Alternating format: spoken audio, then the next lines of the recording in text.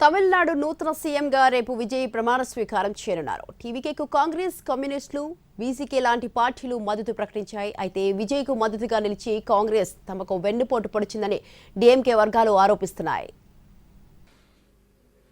తమిళనాడులో ప్రభంజనం సృష్టించి అతిపెద్ద పార్టీగా ఏర్పడిన టీవీకే సారథ్యంలో సంకీర్ణ ప్రభుత్వం ఏర్పాటు దిశగా అడుగులు పడుతున్నాయి. మే 7వ తేదీన విజయ్తో పాటు 20 మంది మంత్రులుగా ప్రమాణ స్వీకారం చేయనున్నారు. దళితులు, మైనార్టీలు, క్రిస్టియన్లతో పాటు అగ్రకులాలకు కేబినెట్లో అవకాశం ఇవ్వాలని విజయ్ నిర్ణయించినట్లు తెలుస్తోంది.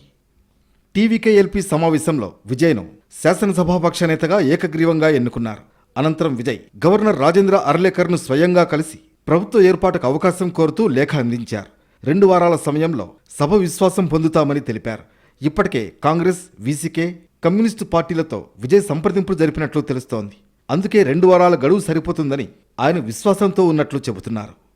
విజయ్ సారథ్యంలోని టీవీకే మెజార్టీ మార్కుకు దూరంగా నడిచిన నేపథ్యంలో కాంగ్రెస్, ఇతర పక్షాలు మద్దతిచ్చేందుకు ముందుకొస్తున్నాయి.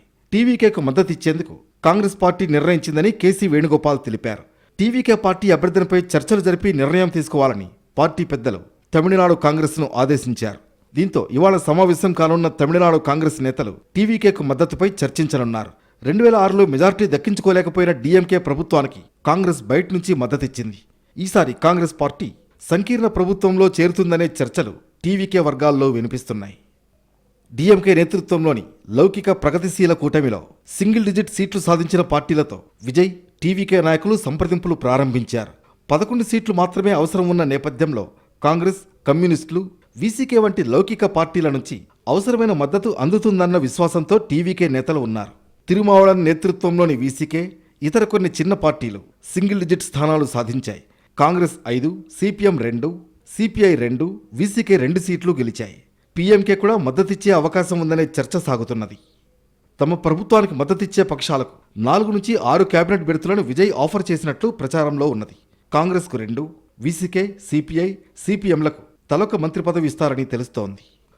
విజయ్ నేతృత్వంలోని తమిళగ వెట్రి కళగం టీవీకే పార్టీకి కాంగ్రెస్ మద్దతు ప్రకటించడంపై డీఎంకే తీవ్ర అసంతృప్తిని వ్యక్తం చేసింది.